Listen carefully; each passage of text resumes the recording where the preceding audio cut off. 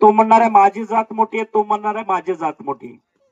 मी म्हणू नको, माझं माझं म्हणू नको. अरे धरतीचं वज आहे, पाण्याचा बुडबुड आहे, पाण्याचं का पिकत मिळेल, पाळी लागेल, आपली जागा 3.5 हात आहे म्हणते.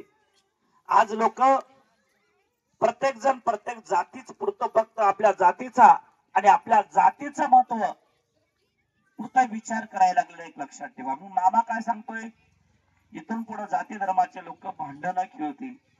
लोक जाती धर्मामध्येच त्याने भांडणं खेळत राहतील हो.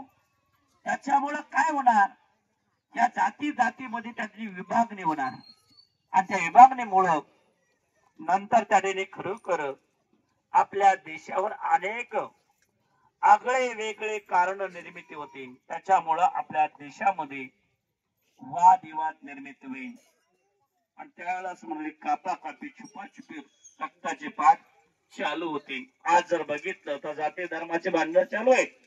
तो म्हणायला लागले तर अहिल्याबाईची होळकरांची पूजा केली, कारण ते म्हणतात यांची आहे. छत्रपती शिवाजी महाराजांना सुद्धा लोकांना जाती धर्मात बांधण्याचं काम केलं. कारण एक लक्षात ठेवा, छत्रपती शिवाजी महाराजांना या पृथ्वी तलावर जन्म घेतल्याच्या नंतर जिजाऊ माता असेल किंवा छत्रपती शिवाजी महाराज त्यांच्या आणि कारकिर्दीमध्ये त्यानं कधी जात पात बघितले नाही.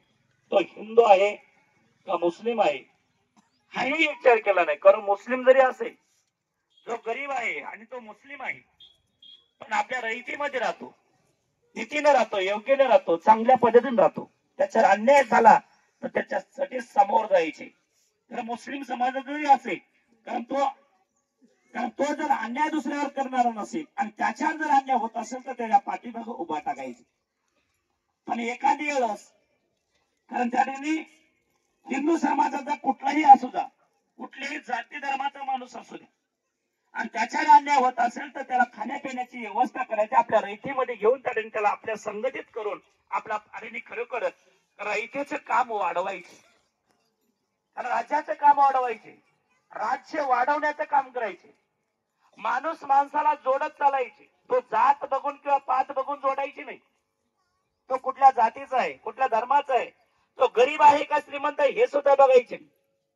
पण त्याने फक्त आपल्याशी आपल्या रयतेमध्ये आणि घेणे आणि आपल्या राज्य आणि कारभार आणि आपलं राज्य कसं आणि वाढत जाईल आणि आपल्या रयतेला सुख समाधानी कशी प्राप्त होईल, प्रत्येकाला सगळ्या गोष्टी सुखरूप कशा भेटतील हा विचार करून प्रत्येक जाती धर्माला ते जोडायचे. पण त्याने कधी जात धर्म तोडला नाही. गरीबाच्या त्याने पाठीशी उभा टाकायचे. ते गोरगरिबांच्या पाठीशी कायम गोरगरिबांचा विचार करून चालायचे. आज विचार करा, श्री सद्गुरु संत बाळूमामा आज ह्या पृथ्वी तलावर छत्रपती शिवाजी महाराज जय जयकार करा हा बाळूमामा सांगतो.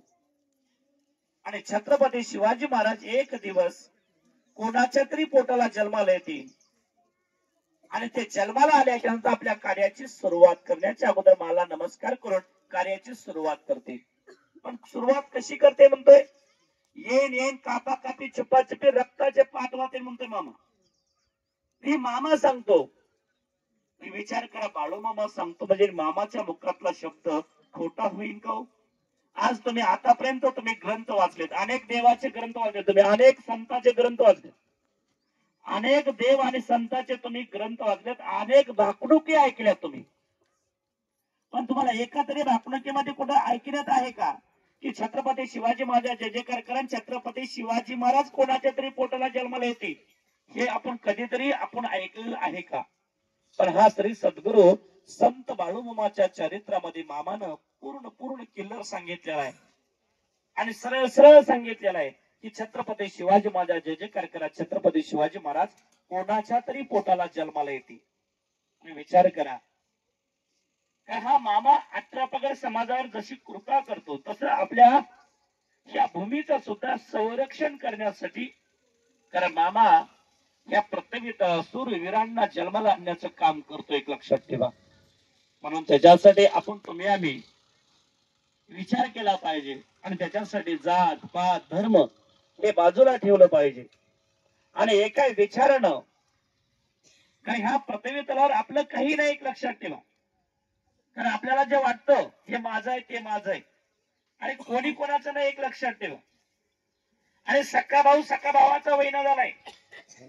पण त्याच्यासाठी आपण विचार केला पाहिजे, जात पात हे विचार बाजूला ठेवला पाहिजे आणि आपल्या हातून परमात्मा कसा घडेल, पुण्याई कशी वाढेल, एकोपा कसा राहील, आपल्यामुळे आपलं गाव सुखी कसं होईल, आपल्या गावामध्ये कोणत्या गोर गरिबावर अन्याय होत असेल तर त्याच्या पाठीशी उभा टाकणे हे आपलं कर्तव्य आहे आणि त्या कर्तव्यानं काम केलं पाहिजे.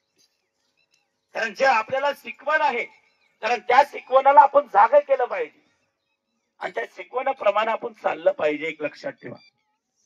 छानच खरोखर मंडळी, मामाने नुसतं एवढं सांगितलं